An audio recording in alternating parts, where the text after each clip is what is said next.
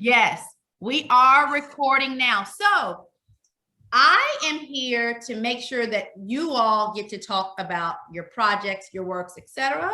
So you can tell me how you want this to go. I saw the last rundown, I think that Michelle, that you sent.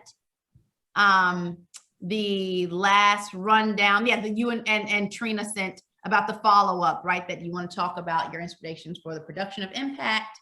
You want to segue to Tony. Tony wants to talk about his advocacy work and education, etc. So you can tell me how you want this to go. I know that I'm supposed to ask some questions about the book, etc. But this is really, Corey didn't give me a lot of instructions.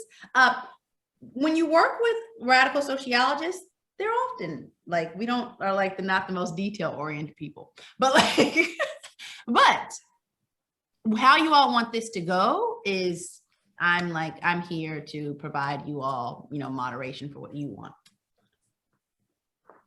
All right. Sounds good. Yep. Yeah. Michelle's always in charge. Yeah, I mean, we had sort of come up with a loose format where, Trina and I would talk about like who we are as Newswrite and how we came about the idea of the book and the process of working on it. Sure. And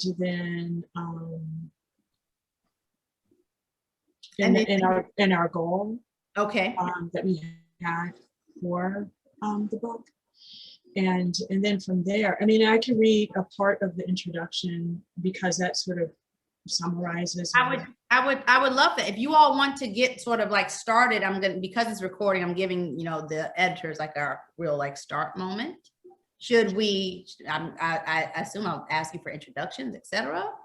And I would love for you to read excerpts from the book. I can do that. Yeah. And so do you want us to introduce ourselves then?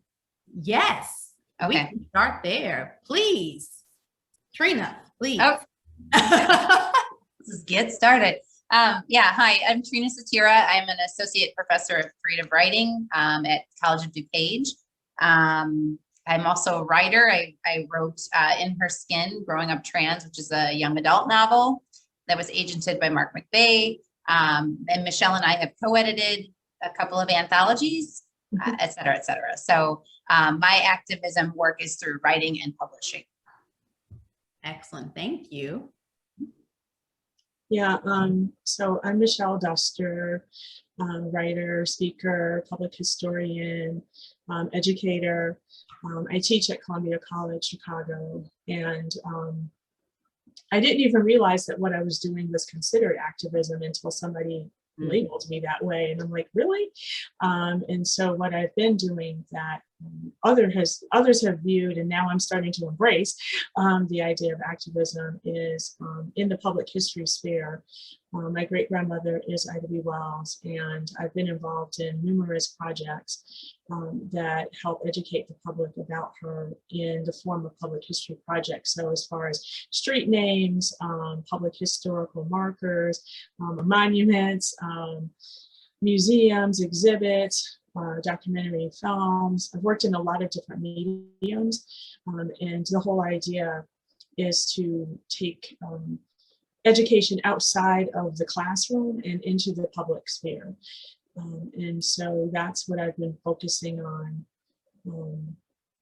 not just only with my great-grandmother, but with women's history and Black history, which is greatly undertold. And so between all of the individual work that I've been doing, plus Trina and I working on this book, Impact, that was our idea, and our goal was to continue having undertold, underrepresented stories be accessible. Which is, great for us to put that in context, because we want to talk about the segue from what you all are doing to the advocacy that Tony is doing, that Unica is doing, and we want to get to those in a moment. Would you all like to tell us a bit about the project in terms of what was your goal in it? Because, things have been done about, Ida B. Wells before, and things have been done that have placed her in the context of this arc, particularly a type of anti-lynching and feminist, activism that was really the core of Reconstruction era, progressive era activism in Black communities. It wasn't like, you know, feminism was over here. Like Black women were really driving the movement. Do you want to talk to us about the project and how it came together, and then maybe share something from it? Right. Well, like I said, Trina and I, you know, we were just talking one day a few years ago, when after the 2016 election, and and just kind of like what is going on in our country, and how are people reacting to this dynamic of, you know, of just what we had experienced, and realized that there are, you know, a number of ways that people are expressing their power, and taking control over their space, in the form of activism, which is not normally, doesn't get the same kind of attention that my great grandmother gets. You know, I mean, everybody talks about her. She's a historical icon. I mean, she's, you know, took on the world and made a huge impact, and she's in history books and all of that, which is wonderful. But I personally also feel that the kind of activism that people do on the local and grassroots level and institutional levels are equally important, and they don't get the same kind of recognition. And I personally feel that it takes a village to make a difference in society, not just like these one-off individual people. And so we wanted to give voice to those people who are not necessarily going to, you know, have the kind of attention that my great grandmother has, but their stories need to be told and their voices need to be heard. I think you all do that so well in this book. You know, when I was reading it, like you know, it's very accessible. I was like, oh, like I could like give this to my nephews to read, but it's not elementary, right? So it manages to actually discuss Black radicalism, FBI surveillance, like, you know, it discusses, it puts Wells in the context of this large network of activists, which I think is so important, as you just said, to not talk about these biographies as one-offs, but to contextualize them in terms of the, you know, alliances they had with other Black communities, with other Black people, and to put them sort of inside of a cohort, which I think you do really, really well with Wells. You know, in that, what do you think are some of the most important things that our readers, that, you know, sociologists, et cetera, need to understand about her in the context of her community and in the context of other activists? You talk about Trotter a lot. You talk about Du Bois. I mean, these are really important folks. Trotter is often ignored inside of, you know, a lot of our historical analysis. I'd love to hear more. So in the book Impact, Personal Portraits of Activism, the point of the book is to give voice to current people who are, you know, involved in activism in their own communities and their own institutions. And we have two of the contributors here, Tony Bradburn and Unique Shaw, who have you know, contributed pieces that talk about the work that they're doing right now and today, contemporary US history. And Trina and I both feel that's very important to document what's going on right now today in the context of the social and political environment that we're living in right now. And so hopefully, you know, they can talk about their work and read excerpts of their essays, and we can, you know, kind of bring the story into what's going on today in 2021, as far as, you know, people making an impact on their environment, in their career, in their communities. Absolutely. You know, with that, I'd love, you know, Tony or Unique, I'd love for you all to tell us sort of what you're doing and what you take of that spirit of building these very effective collective efforts around Black community advocacy. Thank you. So my name's Tony Bradburn, and I feel a lot like Michelle, wherein I didn't necessarily think of myself as an activist. But I do remember kind of going back to Martin Luther King Day Off, when I was sitting at home and I was legit watching Oprah. And I had the day off. I'm an educator. I'm watching Oprah, and she has a pretty regular show going on. And then Mhm. she just stops and looks right into the camera, and she's like, look, I wouldn't be here right now if it weren't for Martin Luther King. And for me, that was one of those kind of jaw-dropping moments. Mhm. Just appreciated her being humble and her saying, hey, you know what? I really wouldn't be here if it weren't for Martin Luther King. And then there was a little bit of a, tribute to him, and some of his words were shared. And I remember thinking, here I am, I'm teaching English at a high school of about 2,000 students, and I don't think we've said anything about Martin Luther King. Mhm. The day off, and what are we doing to honor him and his work? And so I came back the next day and I sent an email to some of my colleagues and I said, look, I think we can do something. We can definitely do better than what we're doing now.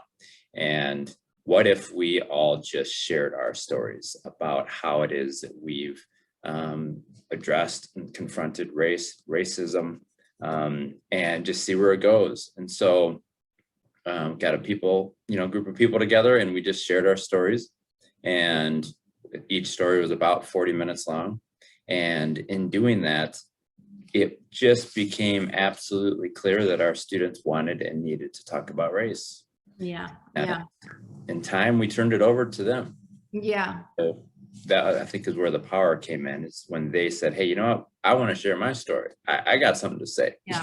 Yeah. And that's where the power really happened, I think. So for both you and Unique, it's interesting that, we see this theme of folks who don't see themselves as activists and, until they're really doing the work. And I think that's actually really key to how a lot of Black politics have formed. It's not about people sort of labeling themselves something first. It's usually everyday people in communities who see something that needs to be done, who see an injustice, who get, politicized through the work, not because they necessarily branded themselves that, to begin with. Do you see that in terms of in your work and trying to communicate that to your students? Like, at the college level, we certainly see that. How do you think that translates though to the everyday, students in your communities, et cetera, who you see as doing these things before they even know, what they're really doing and can put it into a scope of activism? Well, absolutely. I think that it's fun to see, really. For example, at Niles North, we never had an Asian American Studies course. And I had a teacher come to me and he's like, hey, I want to start this course. And I said, all right, let's do it. And I haven't thought about it much for a couple of years. And all of a sudden the phone rang about a month ago, and there was a journalist there, and she said, hey, I heard that you helped start this course. And I said, yeah, I did. But like, why are you calling me? How do you know? And she said, well, listen, a bunch of your former students were at this protest, and they're speaking up for Asian American Pacific Islander rights. And they said that they took this course, and they said that you were a part of it. And, I said, really? I was shocked, So I don't think that those students in that moment thought that they were being activists. I think that they were just doing the next right thing. They're standing up and making sure that these issues were elevated and part of our, our dialogue. And so I think that it happens all the time, where they just take one step towards doing something right, and then they take another, and they take another. But Unique, maybe you have some other perspectives on that. I want to hear from Unique and your perspective on it, in terms of, please first tell us, what you do and what your areas of activism and advocacy have been, and how you really saw yourself coming into this space. My name is Unique Shaw Smith, and I'm a criminologist, sociologist, and I think it's interesting because when I think about activism, we often tell ourselves these stories about what ideas are, right? Or concepts are, and activism kind of gets put in this category, and it has to look a certain way. And so all of us come to the table and we're like, well, we didn't really see ourselves as activism, but are activists, but it looks different. And I think that we have to break that box that we put activism in, because anytime that you take a stand or you do something that is to bring about political or social change, you're engaging in activism. And so it can be small and it can be major. It can be in the street, it can be in the classroom, it can be in conversation with people. And so really kind of bringing that up and helping students and colleagues and anyone else really understand that anytime that you really stand up to make a change, you're engaging in a form of activism. So for me in the classroom, my form of activism has first been being in the classroom as a Black woman, and showing up and being my authentic self and not shying away from who that is, or not trying to, you know, kind of turn off or shift in a way to make other people feel comfortable. Because I think that as students, you know, oftentimes they're used to having a certain type of teacher, and I'm not that. So on the first day of class, we engage in that and what that looks like. But also for me, largely as a criminologist who works with incarcerated people, it's often my form of activism centers on words and languages and stories that we use to tell about who people, places, or things are. And in my classroom, the first rule that we have is no dehumanizing language. And so from the jump, it's like, you can't call them felons, you can't call them prisoners, you can't call them convicts or whatever, because those are just labels that we use to separate us from other people. And so there's an unlearning process that has to happen. And that is a form of activism, because when you're able to relate to someone else and you see them as human and you start to see the similarities instead of the differences. And so when I teach, oftentimes, you know, we'll go into the prisons or the jails or the juvenile halls and we get to interact with people. Part of why I'm here today is I worked with a group of students who worked with a group of incarcerated men to create an anthology, a poetry anthology, which is kind of similar, you know, to Impact. But it was really a way for us to work together and be able to highlight that, yes, people are incarcerated, but they also create, you know, they also want to contribute to our community. And they also do that in a way because they want to engage in some type of change, because they're engaging in internal change and they also want to contribute to change in the world too. So giving them a voice to tell their own story is really important. And that's all, you know, in line with what we're trying to do in changing the social landscape.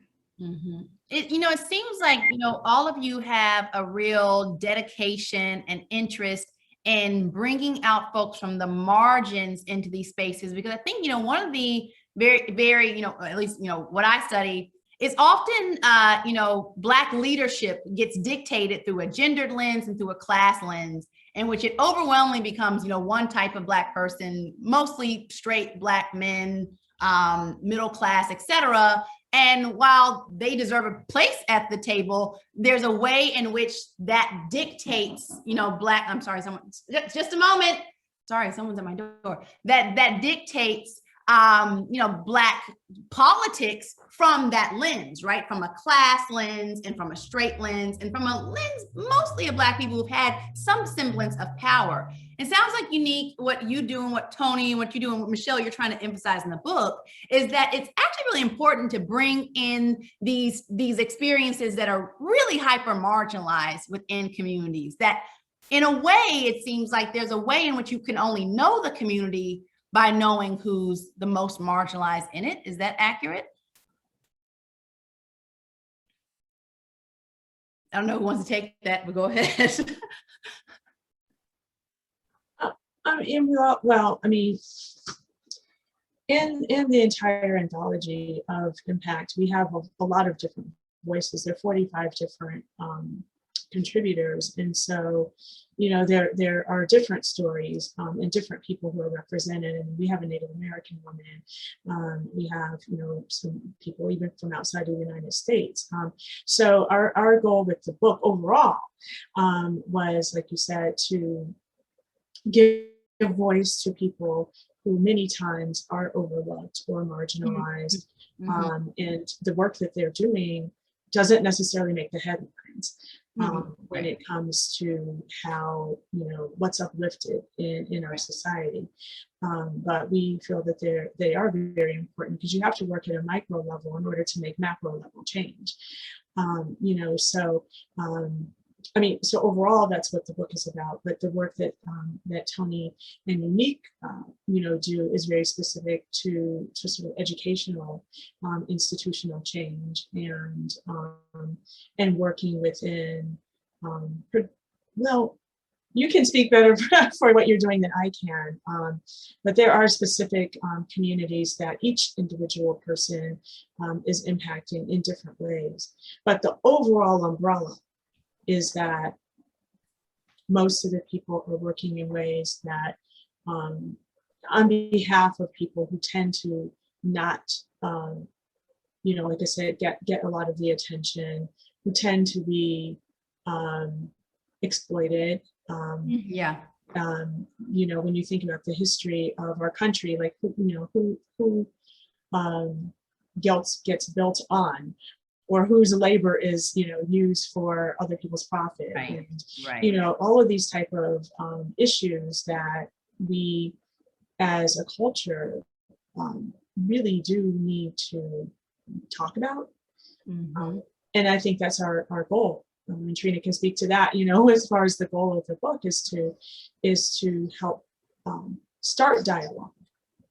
Yeah, I think a conversation that's emerging right now is the idea that publishing is not always publishing marginalized voices. Oh, and, absolutely. and they're focusing on the celebrity and Yeah. how they can make the most money off of that book. And so, like Unique's project, this project includes people that aren't celebrities, but they have lost time and money and dedication and free, any of their, free time even for the cause, right? They've showed up every single time. They've Yeah. gone to City Hall, Yeah. they've written letters. And so that's what, this book captures, right? Is we aren't, society is not paying attention to the real work because they're only given the celebrity, the celebrity perspective. And so, that's something we wanted to celebrate, in this text is there's a lot to celebrate too. Yeah, that's such an important point because you bring to mind that it's not just that people are sort of voiceless by some lack of design. It's really deliberately that we tend to re-amplify the same people, often who are not really in the ground game of this type of work. And in that, we also lose a lot of sight of what's actually happening on the ground, right? So literally, I just had a colleague bring the term to my vocabulary today of what you call them, infotainment, right? Infotainment, the type of I call them social justice climbers, in terms of there's a way in which you become a celebrity by being associated with these movements in any sort of loose way. You can literally just put it in your Instagram bio. But what's really lost is that on the ground game, people are doing, Fannie Lou Hamer was a sharecropper, right? She wasn't doing it for anything to be cute. She didn't get a stylist. She wasn't doing any of this. She did it because her life was on the line in Mississippi to be in these movements tonight. I think you all bring to the fold how important it is to amplify those of us who really are on the front lines and who really have more skin in the game, right? You all are really amplifying people in this book for whom they're in these communities. They haven't left them. They're not writing from the ivory tower. They're in these places. They are, entrenched family ties, community ties, economic ties, et cetera. And how do you think that changes, one, the contribution of this book? And what do you think is really left out, in the state of who we, currently amplify, who we currently publish? What do you think is left out in how we discuss activism if it's disconnected from the authors like you all have featured? Can I speak to that? Please. One of the things that I really appreciated about the opportunity to be a part of this anthology was the fact that, as an academic, there's requirements when you publish, especially in academic journals or any other type of, things that can account towards tenure. And really what they want you to do is to write like everyone else. And so the opportunity to participate in this anthology allowed us to engage in our own creative ways that we write and tell our story and share what we want to say in the way that we would normally share it before it gets edited or watered down or say, you can't say it that way. And so I know for me, and I have a co-author for the piece that we contributed to this book, we spent a lot of time in discussion about that, why we wanted to actually submit to an anthology like this, what it would do for us. And then we talked a lot about what we called it poetic activism meant to us, and the ability to share our own personal narratives, because that is our truth. And in a lot of ways, people's truths get written out of history, and you have people who are on the ground who are doing the work. And when they share their version of events, it's often called, what do they call it? A conspiracy theory, Right. to what mainstream Right. media is telling about it. And it's not, but that personal narrative is really critical in telling the truth and history from the perspective of people who are on the ground and who have that lived experiences. Yeah. And we also talked about Stokely Carmichael, and he said that people should have the ability to define themselves as they see fit and to organize themselves as they see fit. So as two Black women who came together to write this piece, one as a faculty and one as a PhD student, it was really a way for us to use our voice against these systemic issues that create like disparate impacts on us, or ways to kind of exclude us from being able to also show up in the academic field in the way that we should with our own type of voice. And so we really appreciated the opportunity to be here because it allowed us to reclaim our rightful space in our own story as people who occupy a space on the campus as well, and who are dealing with struggles that other people may not see, but we can't always voice in the way that is our own, I guess, our own voice. You think you and I probably have, as academics, we know the experience of how activism, to us, it's a great word, but in our field, it's really still a dirty word. It's kind of like, being called an activist judge, right? That's like it's a disparaging comment that you make about someone. And I wanted to hear from you all in terms of, we see activism as essential to bring about change, but then we also have to talk about the backlash to it, right? And in your professions, et cetera, how being called an activist, being labeled an activist, or even being associated with activism, in many ways, there are penalties for that in our professions, in spheres where we, operate. And can you all speak on that and sort of how you navigate that? I mean, because I have a funny story. As I was tenure track at an institution that I'm no longer with anymore. But, when I came, I talked about, just being myself. And I always describe myself as unapologetic. Like, this is what you get when you get me, and I'm just going to be authentically myself. And when I came to campus, that's who I was. And I just kind of hit the ground running. And just like activism, this whole idea of radical, people, right. Radical is good, but bad at the same time. But really, when you understand what it means, it's really just getting down to the root of it. So I was kind of viewed as this radical person on campus, and a lot of tenured people were telling me, you probably should kind of water it down a little bit, step lightly. And for me, it was kind of like, well, I want them to know what they're getting if they do decide to give me tenure. And if they don't decide to give me tenure, then this is not where I'm supposed to be, but I'm not going to change who I am. And then later when I get tenure, be like, surprise, this is really who I am. Because that's not fair to the students. And that's why we end up with a lot of people who shouldn't have tenure. It's because they've just been flying under the radar for a very long time. So I think that just showing up and being myself has been a form of activism in a lot of ways. But I'm okay with the penalties that come with that, because I don't think that I want to fit into these boxes that they're trying to put me in. And it's not going to serve me. It's not going to serve the institutions that we work at. It's ultimately not going to serve the students that we serve either, because we would be reinforcing the idea that you have to be something different in order to be successful. And that's not true.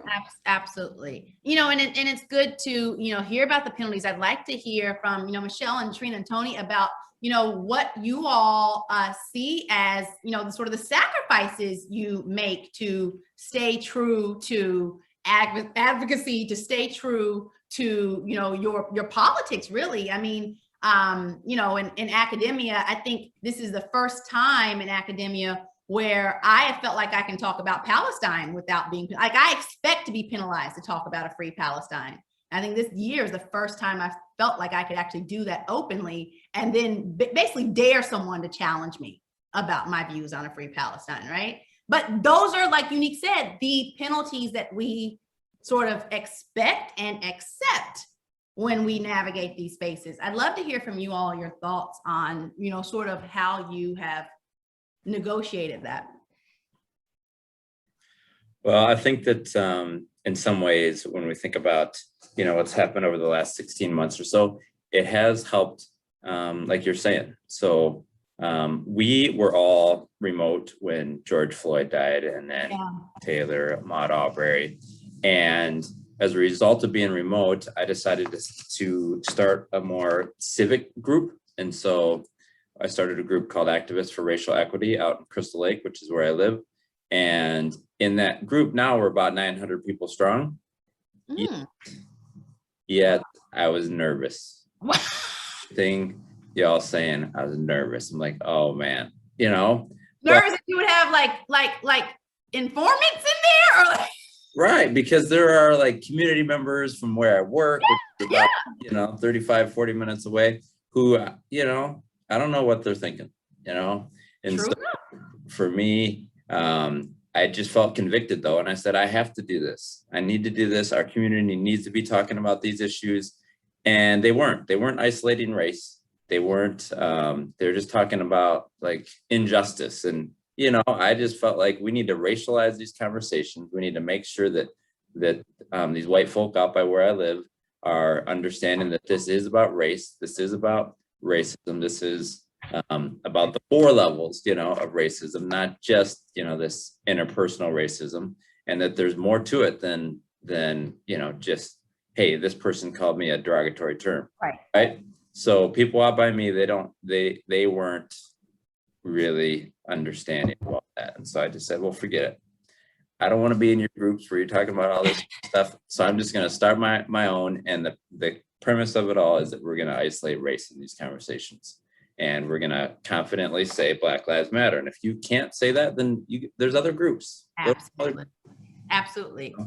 Which is an interesting, you know, question. You know, a lot of what you all do in this book is not just amplifying activists, but also educating folks on what these issues are. And in terms of that, you know, there can be there's sometimes a challenge, right? So if you go into a community and you say your lived experience is absolutely expertise, is absolutely knowledge, and then what I want to do is bring a sort of a more eagle-eye view to like why your life has been, you know, how it is, things that you might know about the system larger and structurally. And I think that that's really important in getting people to understand what their activism is about, right? That connecting it past, you know, oh, like my experience in this community is related to the carceral state, and like those things are interdependent. And so what have you all really sort of committed yourselves to in terms of the education you have to do around your activism too?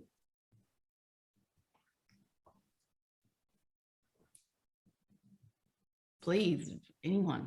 I would say, I mean, this is not in the book because Trina and I were very deliberate about letting the contributors speak versus us having, you know, too much of, you know, of us in it. We wanted to kind of step back and let and give people an opportunity to speak. But I'll just say what's not in the book, as far as my own particular activism, when you're talking about sort of educating people or advocating for certain things that you feel are super important. I can say, like, I mean, I've been involved in, like I said, all these different projects about my great grandmother, and so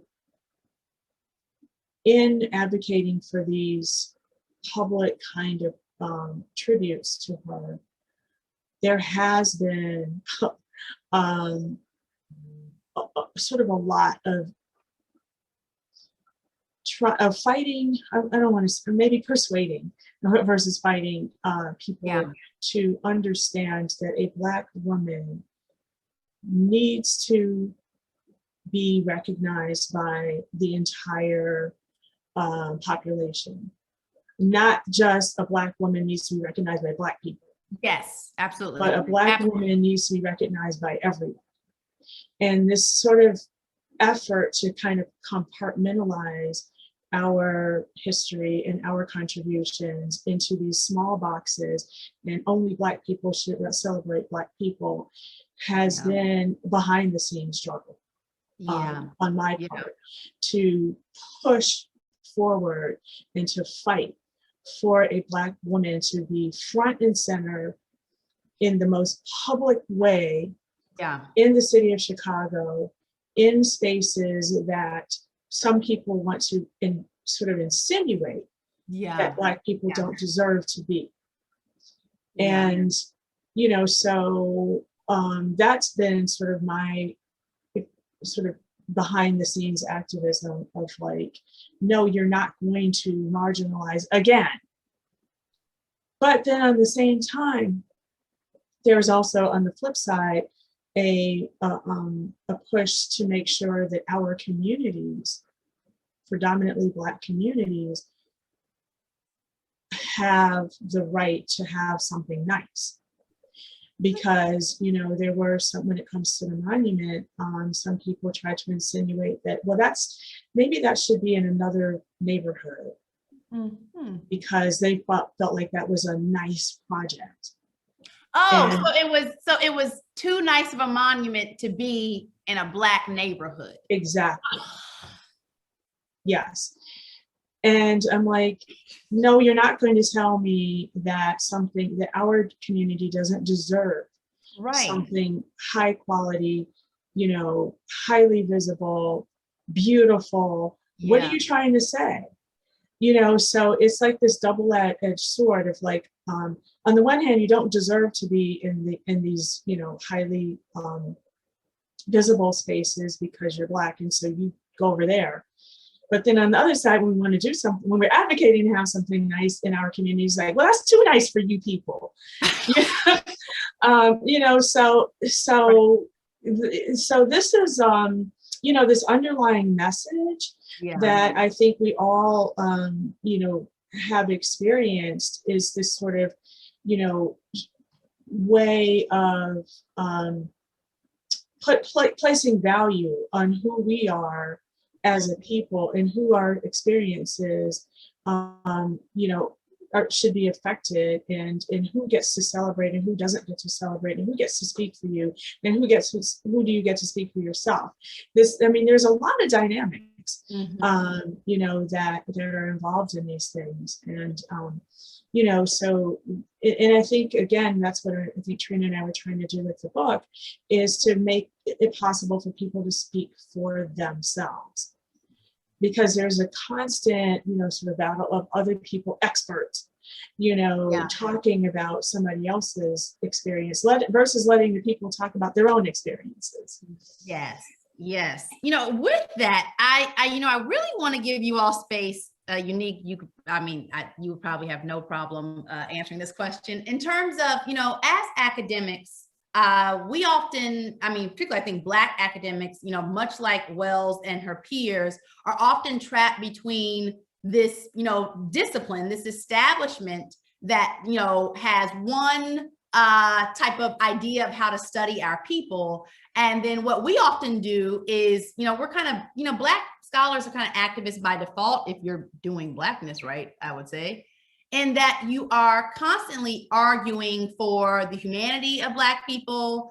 You're constantly arguing against the subjectivity of Black people and being treated as sort of, you know, research objects without their own agency. And, you know, but this is even till this day, if you want to have an amazing career as a sociologist, be a white person who studies poor Black people and make some sort of sensational type of ethnography about their lives, right? That, to this day, that is the way you will become a celebrity sociologist. And so, you know, what you all remind me of is, you know, where we often lie at these intersections. You know, Michelle, you and your biography I find very fascinating because you really inundated in this as a child in terms of, you know, being from Chicago, and you talk about your I've heard you talk about your father's career, being in this scope of understanding that part of what you just do in a community, you know, you talk about your mother as well, is is actually doing the work of these things. And that to you doesn't sound like it was a contradiction or a tension between, you know, your professional life and your actual politics and your actual principles. We often, you know, as academics exist in a world where the profession is fighting back against the principles. I want to know, you know, with that, what sort of critique, what sort of feedback would you like to give to the scholarly community in terms of what it actually has a duty to do when talking about communities, when talking about human beings in these communities? I know for me personally, one of the critiques that I've always had of like academic institutions is, you know, I went to a program where we had some like heavy hitters in terms of publishing.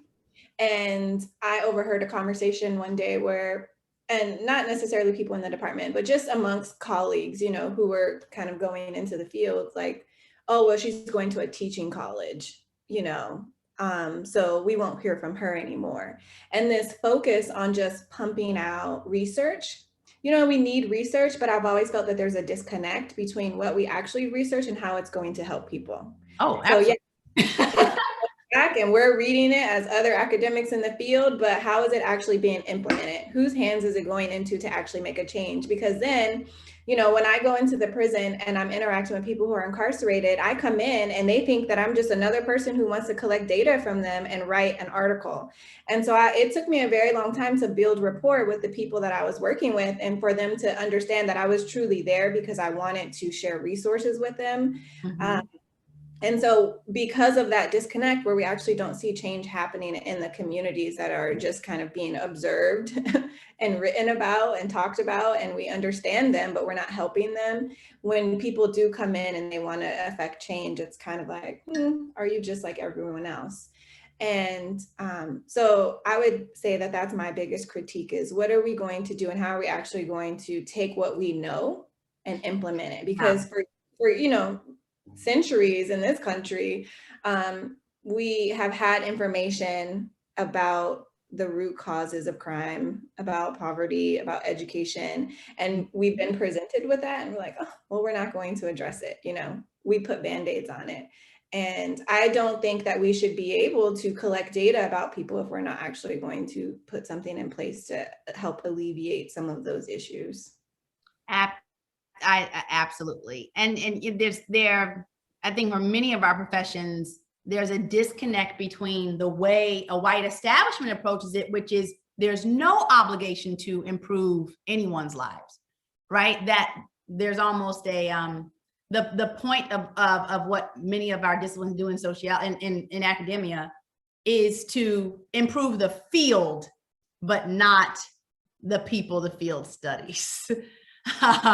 Tony, please, you seem like you have an opinion on that. Yeah. Well, I mean, a couple things are coming together for me now. So one is the idea of, you know, hey, basically, what is it that I'm doing to keep sharp, you know, and keep my passions high? Yeah. It is really just about being in spheres of activists and organizers. And one thing that recently kind of went across my desk was this article really just spoke to the idea that colleges and universities don't value organizing. So they don't think of that as something that's professional. They almost disparage it. Exactly. Yeah. Right. Which is why I was nervous for starting that organization. I'm like, oh man, I got to keep this quiet, right? But the reality of it is that I shouldn't be. In fact, it ought to be part of the academic canon that, hey, this is important work. Whether you write this nice article and submit it to, you know, whatever journal or magazine, well, that's great. Well, is it really changing lives? You know, are we really building community? Yeah. Are we really strengthening our ties and our relationships? Are we really uplifting those who we know need to be amplified? So I think that part of what I want to be working on is just that, is to make sure that when we kind of codify what's valued in terms of professional contributions, that one of those pieces is about organizing, and that is valuable. And we want our academics doing that. And it, in fact, is probably more important than writing some articles or some, you know, novels. And I think that we need to be explicit about that. It needs to be written into, you know, what it is that we say is professional, and at every college and university in the country, frankly. So I know of at least one other place that's doing that, and I think that more need to follow. You know, that really, you know, that could really change a trajectory because, you know, as you know, well, you know, the tenure thing is based on 3 things, you know, is teaching, research, and service. And that service thing has never meant service to a people. It means service to the discipline. It means professional service. It has never meant service to a community. It has never meant service to anyone marginalized. It's never meant service. If I went and I taught at, you know, one of our state correctional facilities, misnomer, that would count for nothing. But to me, that's the most important teaching I would ever do in my life, right? I think, you know, you make a huge point about how we actually bring activism into the idea of that this isn't, you know, activism shouldn't be marginalized, right? And it certainly shouldn't be disconnected from what we have to do professionally. You know, the history of, you know, Wells, of Du Bois, of E. Franklin Frazier, who I have minor critiques of all these folks, is that they were scholar activists. And in fact, there was no way in which you could ask them to disconnect the two. And what we have asked many of our scholars to do is really divorce from that. And we do it systemically, right? Like as you know, discussed, we do it by penalizing that, by not having a way of valuing it, by saying this is, scholarship is, is when you're not engaged in community. Scholarship is when you don't advocate on anyone's behalf, because that's objective. And we're all striving for objectivity. But very interesting that you all really turned that on its head, I think, with the book. And then, for your, students you work with, et cetera, how do you see them changing in terms of trying to marry those two? In terms of the professional and the activist. I mean, I suppose I can speak to that. I just had a student about a year ago. I teach a social justice course it's an honors composition course, and I teach Wells, and I was teaching Kevin Coble, a poet who writes about the city of Chicago and gentrification.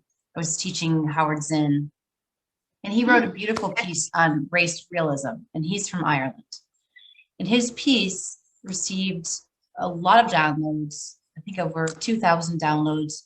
He was asked to present at Johns Hopkins, and he's a community college student, right, who is in an honors program, so this is like an other kind of group to begin with, right, this open enrollment place.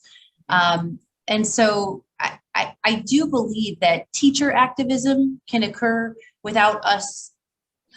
We do have to walk that line of do we want to be employed or not, right? So maybe I can't come out and say I'm a teacher activist on day one at a community college, because I've been told that I need to service both viewpoints in our society, meaning political.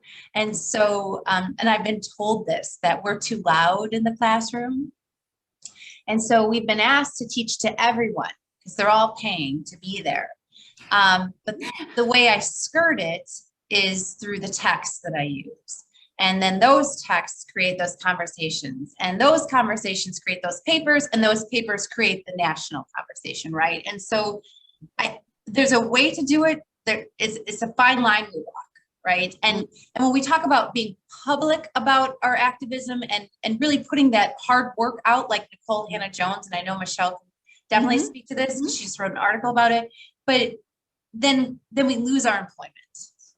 Yeah. We're declined entry to begin with. Absolutely. I mean, I think Jones is a really good example in terms of someone who actually, I mean, you could call it activism, but that activism was also based in the scholarship, right? Like she was actually drawing on real scholarship. And in that sense, I think activism becomes this weapon to use against folks who is like, no, what you're calling activism is actually just me countering your extremely white supremacist worldview, right? Your extremely narrow worldview. You're actually doing the activism by limiting a worldview, right? it actually took a lot of active action to create these universities, create these spaces as white supremacists serving. That's the activism, right? It's denying, I mean, Jim Crow was activism. White people fought tooth and nail to keep us out of everything, right? So I think it's very interesting now that, you know, you're talking about, Trina, sort of this fine line in which we walk, but we're also at a point where just telling the truth is seen by many as political. And we're like, but this is actually just established, you know, intersubjectively established consensus in a field, right? Yeah, for sure. Right. When we try and make the narrative the counter narrative, right, then we're lying. Or a conspiracy, right? We're teaching a conspiracy, which, you know, I think that's, you know, one of the reasons that we push back upon this, you know, false narrative of in sociology, we call it positivism, which is a belief that you can be completely objective. But that wasn't objective. That was white men saying that what they knew to be true was true for the world, and they called it objectivity. And so when you have Wells come along and say, well, actually, lynching is a matter of economic and social competition. It's not a matter of this myth of black male sexual predation. Then that was called activism. But what she actually did was data, right? He was the original criminologist. And in fact, I'm very passionately feel that the field needs to make clear that Wells is the original criminologist, because she was talking about unpunished crime. She was talking about the original crime of state violence and white violence. Unpunished crime is the history of crime in this country. One thing I wanted to kind of mention is I think Tony's essay really captured not only his own activism, but the activism of the students. You know, because Tony, you can speak a little better than I can about what you wrote about, but I was really inspired by your piece, because you talked about how these kids would come to you with their ideas. So it's almost like the next generation of activism, and the kids taking control over their own environment and their own space. Yeah, absolutely. So thank you. There are a couple moments in life that have helped, like, affirm my path. You know how sometimes you're just doing things and you're like, I don't know if I'm really doing the right thing. Right? But then there's these affirmations. And so one of them came kind of out of the blue. There was this woman who had been a former student of mine, and she just posted something on social media, and she's like, look, I don't talk to a lot of you much anymore, but you know what? I want to tell you something that I'm proud of you, she said. And I wrote this in my piece: you're good people and stand up for what's right. And it's showing now more than ever. Mm-hmm. Moved and strangely relieved, she continues, because so many others I've met along the way have disappointed me so much in what they've chosen to share and what matters to them. Mm-hmm. RMHS kids, Rolling Meadows High School kids, keep being the good in this world. I think our teachers had a lot to do with this. Looking at you, Tony Bradburn, Black Lives Matter. And yeah, just like, hey, look at that. Yeah. You know? Yeah. Heard from her in a minute, you know, and she did that. And then, so that was just affirming. It's like, all right, so I did some good stuff. So Unique Shaw, you keep teaching, okay? You don't need to be writing.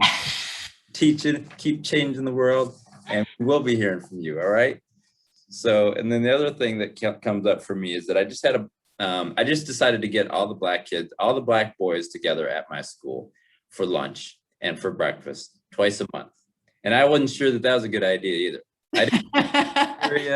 I wasn't sure, like, hey, am I only going after kids who've had discipline referrals or kids, you know, in a certain GPA? I was just like, forget it. You all just come.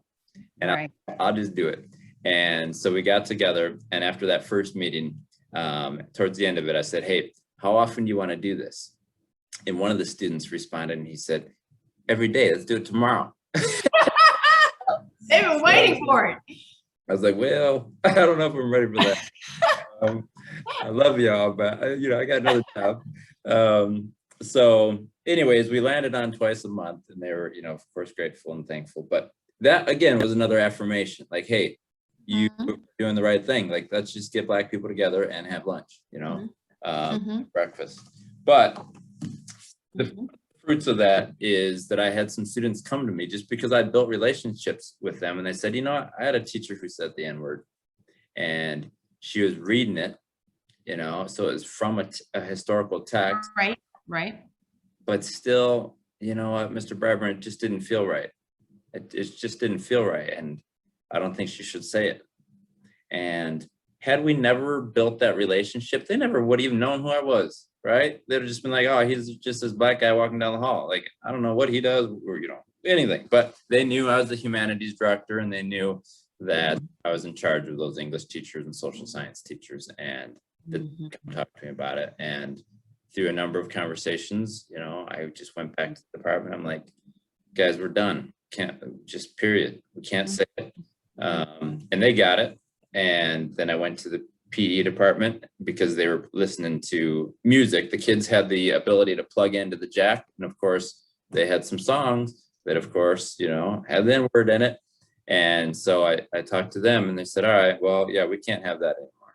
Like, we're gonna turn that off and not give them that access.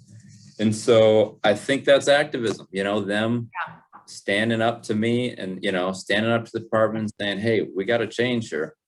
But also they knew that I was going to listen, that I cared about them, and that what they had to say mattered. And frankly, I wouldn't even have known that had happened, you know, in the classroom had they not came and talked to me about it. And so it was beautiful.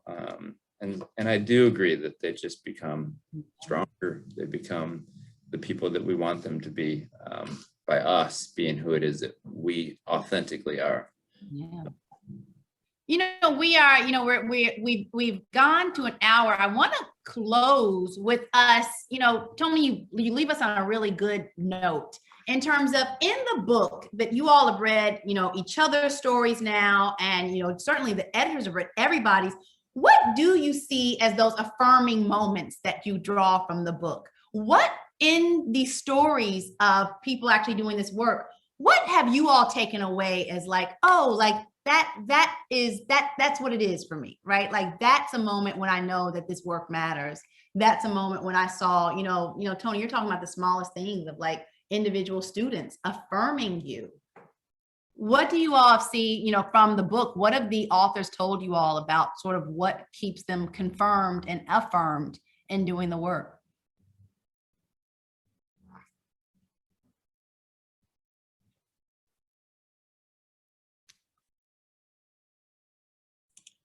Unique, you ought to just read your piece, because that's please.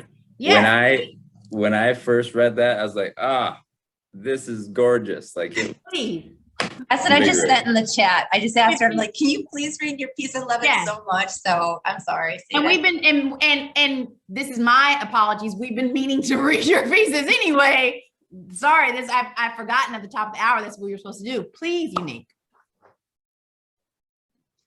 Sure, I would love to. So I do want to call attention to the fact that this piece is co-authored by who is now Dr. Shantae Steele. And yeah, so we worked on it together. And it's an excerpt from a larger piece, and it's called Activism. And it's our stories about occupying space on campus as Black women in different roles. So me as a faculty member, her as a PhD student. The embodiment of a movement is not always public, not always organized, or even intentional in manner, mind, body, or spirit. A collective inertia of morale manifesting in the day-to-day lives of people who exist in places where they are not always welcomed and embraced. Activism in academia is oftentimes a presence of being in the room and sharing a perspective that would not otherwise be voiced. It is in the sharing of struggle, fable, or spirit-filled songs to muster the courage to stand, feet firmly planted in the face of Father Time, whether real or imagined. The implications are not fabricated as many livelihoods fall prey in the passing of midnight hours. Stopped watch ticking time bombs of action, erupt in command of voice, in plans of strategy, in beating of shared heart drums, passionate martyrs armed with resistance in the name of solidarity. Justice is a revolutionary war. Clenched fist raised high with doctorate degree in hand, battles waged against the mind and classroom where supremacy never sleeps. Activism occupies seats reserved for the privileged majority, challenging generationally imparted beliefs with scholarship written by hands their ancestors exploited. Versed in patriarchal gibberish, deconstructing isms when I speak, I am the verb the colonizers wrote manuals of instructions to quell. In the ranks of those they built ivory towers to defeat, stumbling in to infiltrate the hallmark of elitist construction. Assembly lines of production disrupted by an Ebonic speaking Black woman professor. Enchanted Black women who bore life on a 200-pound bale of cotton, spent hours cooking for the master with his tools only to come home and create dishes out of the belly of the beast, something out of nothing, became wise and knowledgeable when the world considered her feeble-minded and dull. It is in the DNA of Black women to supernaturally step outside of self, find fortitude, and then pilgrimage across battlefields of dictatorship, domination, and despotism, while simultaneously fighting against external forces of supremacy and racism that attempt to give voice to doubt, to internalized hate, nursing Black women back to loving images of their diverse self. It is in the DNA of Black women to stand up for human rights, selfless in support of the cause for others, while still 3/5 whole in her own land, reckless in pursuit of justice for all, knowing equity frequently slips through her own hand.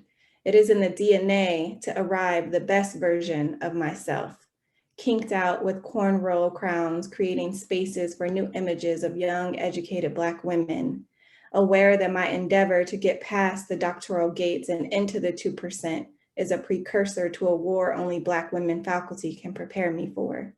So I seek others with similar patterns of DNA, enchanted Black women who occupy the academy, despite the blood, sweat, and tears shed, carving the way for my critique. So that was, a collaboration of our experiences kind of being on campus and what that means to us, knowing that just being there, Yes. something. Yeah, it reminds me of the point of like, we call it activism as though you have to do something. The existence in many of these white spaces is resilience and stuff like that. Is like just being there is an affront to them. So it's like we don't have to do anything from that point to be seen as activists. Our being there is an affront to whatever status quo they've tried to establish. Absolutely. Thank you for sharing that. I wanted to give others an opportunity to also wrap up. I think you all, were there other pieces you wanted to share from the book as well? With that, I cannot think of a higher note to end on. That was such a powerful piece to read. Thank you, Neek. It's been really a pleasure speaking to you all today. Really, thank you for doing this work.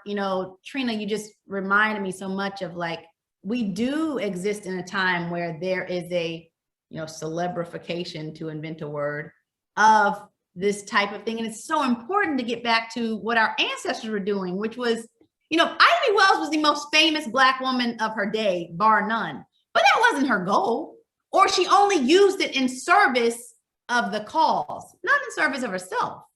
All right. Thank you all for really being here today, for sharing. This has been, it's really fed me. Well, I just wanted to thank you, say, how do you pronounce your name? Saida, sorry, Saida, yes.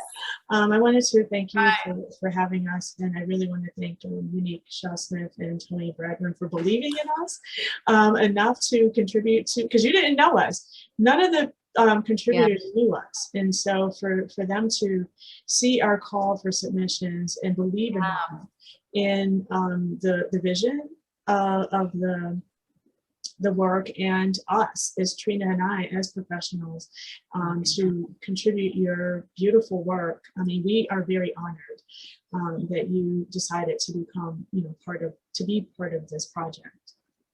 Absolutely. Thank you. And really thanks to all the contributors. Yeah, I think this really, it puts the power back into the hands of the people who are really in this work and the people who are really in communities. And, to me, that is the point. That is the point, is to put the power back to the people. Thank you so much for Thank having you. us. Thank you, guys. It has been wonderful. Enjoy Chicago and Hawaii. I will try to not sound bitter. Enjoy. Right. Thank you. Goodbye, guys. Bye.